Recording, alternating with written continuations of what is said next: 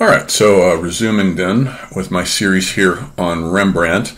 This video will cover the end of his, it'll go to the end of his first 7-year painting cycle, and it will cover the years from 1628, where this painting starts, Two Old Men Disputing, down to 1632 when he arrives in Amsterdam, and it will culminate with the anatomy lesson of Dr. Tope.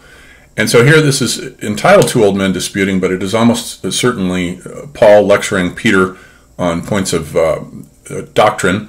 Paul is in the light there, and Peter is sitting in red looking at his text, undoubtedly a text that Paul has written. And so Paul is a kind of, in a way, a kind of unofficial Protestant saint. He's the saint of the Word, so he's always associated with the Word. He does not have his sword here, and Peter is not featured with his keys, whereas Peter represents the image, the north and the south, north of the Rhine, south of the Rhine, Protestant, Catholic, and so forth. And here they are with Paul pointedly lecturing the south. I don't think that's accidental. So here we have 1629 now. He's still in Leiden here. He doesn't move to Amsterdam permanently until the end of 1631. This is David playing the harp before Saul. Now, as I've mentioned, Michelangelo had apotheosized the iconotype of David with his incredible statue. So there's no point in painting David in that way. And so here we barely even can make out David in the left corner there playing his lyre before Saul, who looks rather paranoid and is sort of glancing askance at him out of the corner of his eye as though he's not sure whether to have him thrown out or put to death or what. And there's light shining on him in this gold Rembrandt brown color. And then so 1629, back to Paul again, St. Paul at his writing desk. In this period, he has a fascination. He's only 22, 23 years old. He has a fascination with painting elderly people, or let's say the elders, whom I think that he found very fascinating. And here Paul is at his writing desk. We see the sword of discrimination there in the background hanging up. And the text almost looks like it emanates its own luminosity. It's as though the text were itself self-luminous. The glow can be explained, of course, by postulating a candle there in the corner between the book and the wall. But as with Christ at Emmaus, where a similar explanation there can be given for the light source, but really is tantamount to a spiritual luminosity that is coming from Christ. So here there is a spiritual luminosity, especially in the Protestant world of the North, what Arnold Toynbee calls the Promethean world, in contrast to the Epimethean world of the South that is still bound to outmoded Mediterranean culture forms. It is the text, it is the Word for the North that radiates the luminosity. Here's a wonderful self-portrait. He looks very confident, young, jovial, full of life and spirit, dressed in one of his costumes that he likes to portray himself in. And then here's a wonderful, and even more wonderful self-portrait, same year, 1629. And then Old Man in a Fur Hat. This is part of this series of a very young man painting very old people in a very respectful fashion. This is a beautiful painting, the handling of the lights. And I like how he doesn't paint in a background in a lot of these portrait studies, so that the focus is all the more on the subject of the study rather than the background. And here is one of the masterpieces of this time, 1630, the prophet Jeremiah lamenting over the destruction of Jerusalem. And here Jeremiah is dressed in finery, silk and brocade and whatever it is that he has. And in the background there to the left you can see Jerusalem burning as the Babylonians have come in and wiped it out in the process of deporting the population. You can see people screaming, and so that destruction contrasts with Jeremiah sitting here brooding that no one listened to his prophecies, and he's surrounded with all this wealth, but it's of course useless to him. And once again we have the classic cavernous background of Rembrandt. That here it's a perfect balance between a figure in the foreground and a yawning gulf, an abyss in the background that doesn't quite swallow up the figures in the foreground as we saw in the last time with the presentation in the temple. And here now is Peter in prison, 1631. We have his keys there, so now we're definite that it is Peter. Peter asked when Nero had him crucified to be crucified upside down because he didn't think that he was worthy of being crucified the same way as Jesus, right side up, and so he's depicted normally upside down, as Caravaggio does depict him that way. And it's wonderful the way he has almost like a stage spotlight shining on him. Here is Rubens, a 1616 painting of St. Peter. He has his keys, and in many respects, I think that a lot of these saints have taken over, though I believe them to be historical, of course, but a lot of them, over the course of the years, as the iconography grows up around them, have taken over the attributes from previous pagan and classical mythological deities, and I think we can say that Peter has taken over the role of Janus, the door guardian, who has two faces, looking backwards and forwards, which is why we have January named after him, looking at the year behind us and the year coming. But Janus was the guardian of doorways, thresholds, and Peter has the keys to the kingdom, which is, of course, an entrance gate motif. Here we have this wonderful painting, 1631 Philosopher Reading, that some people don't think Rembrandt painted it. I think it's indisputable that he did. Here we have a figure seated reading, perfectly in line with his themes at this time of painting older folk, knowledgeable folk, whom Rembrandt looked up to and respected quite a bit. He loved both of his parents, both his father and his mother, quite a bit. He had a good relationship with them, and so he has a good relationship with the elders, even though he does have a rebellious streak, and I think Simon Schama is wrong about this, and that Kenneth Clark was correct, that he definitely is a rebel, saw himself as a rebel, and is constantly interested in flouting convention at every step. Here we have one of his cavernous backgrounds, although we can make out all the details of the room. Nonetheless, it still has a kind of Gothic immensity about it. And the artist's mother here, a loving portrait of her as the prophetess Hannah, 1631, reading from her text. And it almost looks, there again, as though the text were the source of luminosity.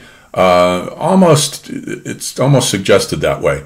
Beautiful the way he's represented her folds and the details on her scarf, her headscarf, and eliminated the background completely so that we have a very strong figure against ground contrast. And then here we have, so this is Rubens's 1613 Christ on the Cross. I think it's rather boring and ineffectual. And I know that Rubens liked theatricality and special effects. That's about all he's good for, as far as I'm concerned. I completely disagree with Simon Schama's estimation of him.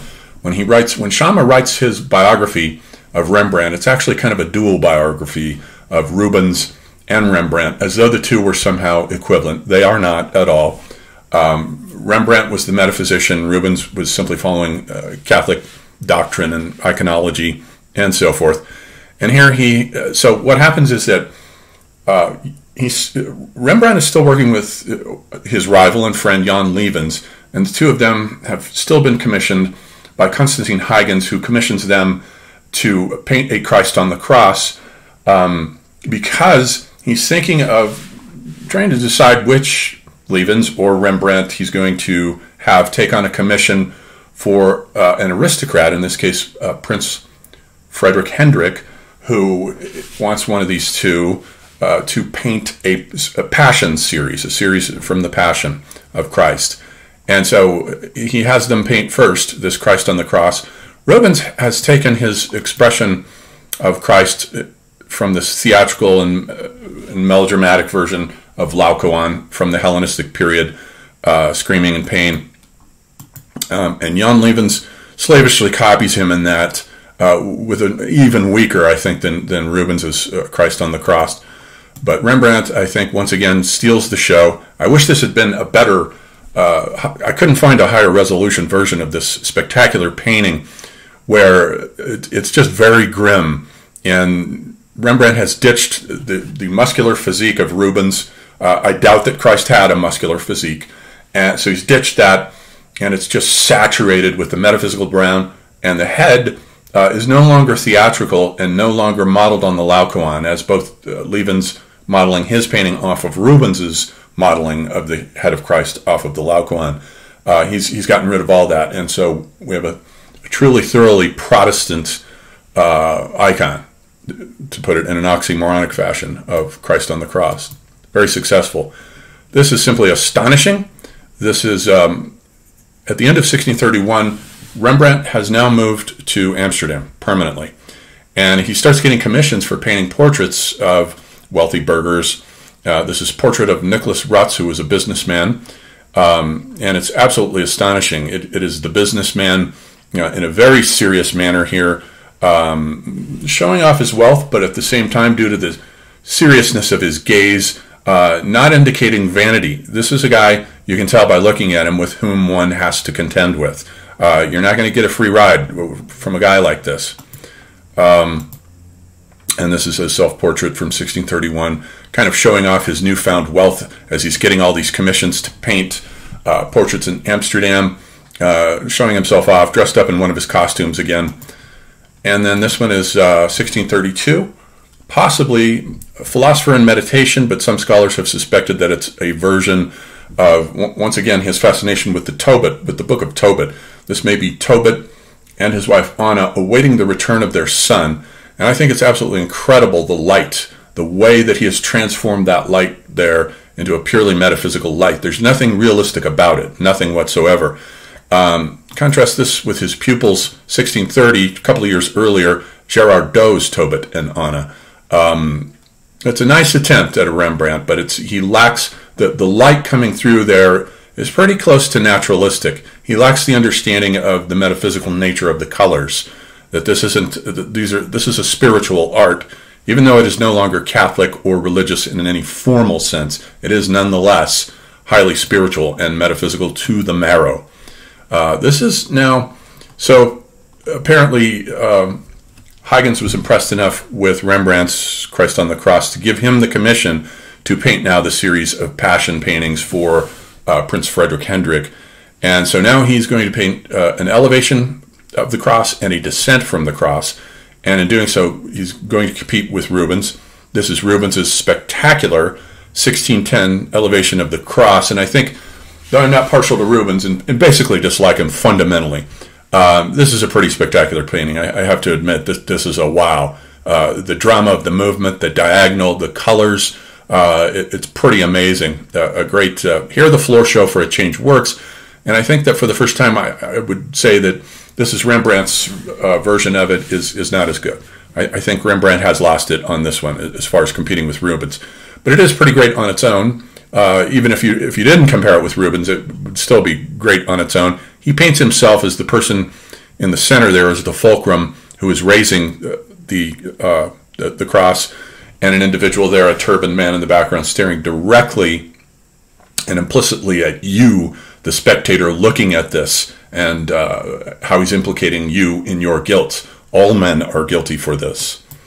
And so Rembrandt's going to do a descent from the cross, and he didn't see Rubens's descent from the cross, but he did see this, Lucas Forstermann's engraving / etching after Rubens's descent from the cross. So he had this in mind. He had the basic geometry in mind, but he didn't have these colors because he didn't see this. This is 1612 Rubens's descent from the cross. Very nicely done.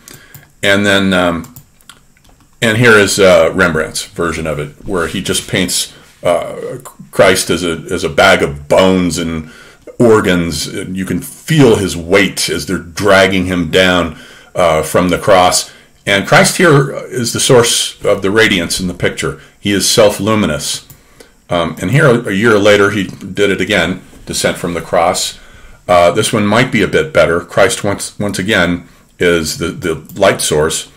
And here, just to cast back to 1490, this is Gierken St. Jans's Nativity at Night, where it shows that the Christ child is very clearly the source. There's no ambiguity here. It's very clearly the source of self-luminosity in the age of subtle matter, in the age of illumination.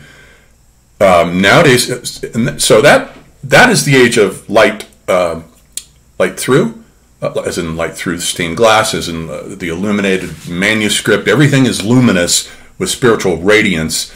In the age in which Rembrandt is painting in the Baroque, it's the age of light on now, where things are illuminated externally from without. The realm of space, time, and causality is now the stage. Cosmic dramas are still happening, but they're no longer fundamentally religious. The images have been stripped of for the most part, of their iconotypes, and forms are no longer self-luminous, but they are illuminated from without by the sun or the moon or candlelight, what have you.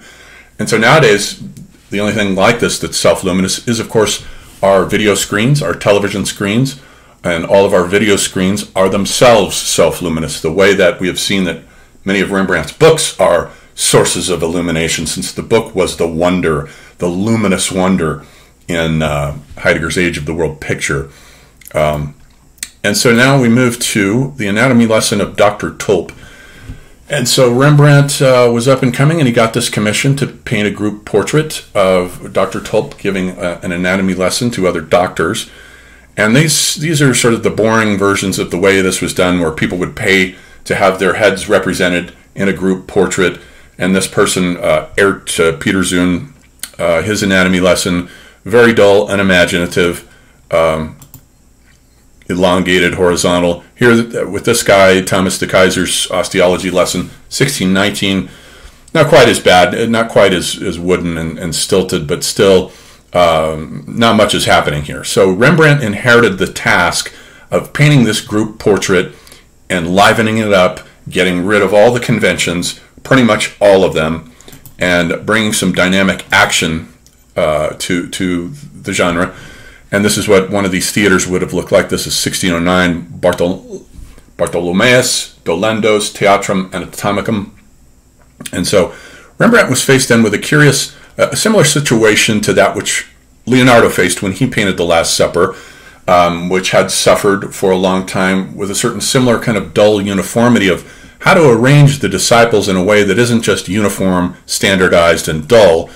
And so he solved the problem, of course, by introducing geometry and grouping the figures into groups of threes, so that they're all in groups of threes.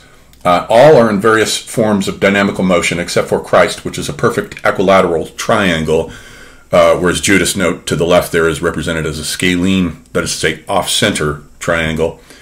And so Rembrandt solves the problem in a similar way by creating a pyramid here with the individual at the top there, and the doctors looking at what Tope is showing them. Although it's an asymmetrical pyramid, it's slightly off-center. There's lots of dynamic energy in this painting.